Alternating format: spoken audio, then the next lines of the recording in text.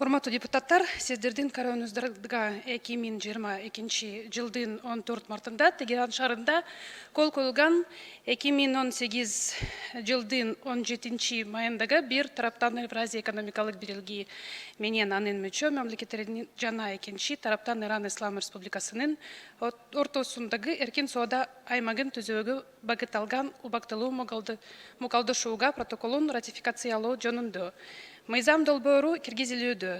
Убактылуу макулдашууга 3 жылдык мөөнөткө кол коюлган жана 2019 жылдын 27 октябрында күчүнө кирген. Ал эми 2022 жылдын октябрь айында ал үчүн жөгөттөт. Ошого байланыштуу анын күчүнүн убактын узартуу боюнча протоколун кабыл алуу зарылчылык пайда болууда.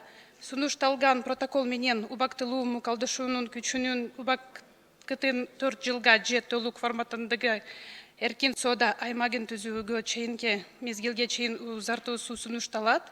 Эки шарттын кайсынысы биринчи ишке ашырылганга жараша белгилеп кетсек, бүгүнкү күнүндө Евразиялык экономикалык биримдик менен Ирандын ортосундагы толук форматтагы эркин соода жөнүндө макулдашуунун долбоору боюнча сүйлөшүүлөр өтүүдө.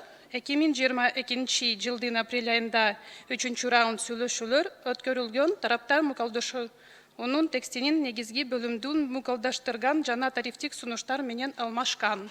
Бул мыйзам долбоорун колдоп коюңуздарды жана бир эле мезгилде 3 окууда кабыл алуу мүмкүнчүлүгүн карап көрүүңүздөрдү өтүнөм. Кыргыз Республикасынын Жогорку Кеңешинин бүт фракцияларынын тиешелүү чечимдери алынган. Урматтуу депутаттар, мен кыргызча так сүйлөбөйм, орусча сүрөп бериличи сураныч. Данный законопроект прошел согласование. Прошу вас поддержать. Законопроект направлен на продление протокола временного соглашения, который будет подписан в окончательном варианте, который предусматривает под собой преференции как для ввоза и вывоза товаров с Республики Иран. Некоторые пошлины обнулены, некоторые снижены. Спасибо. Урматтуу депутаттар, суроолор барбы? Суроолор жок экен. Анда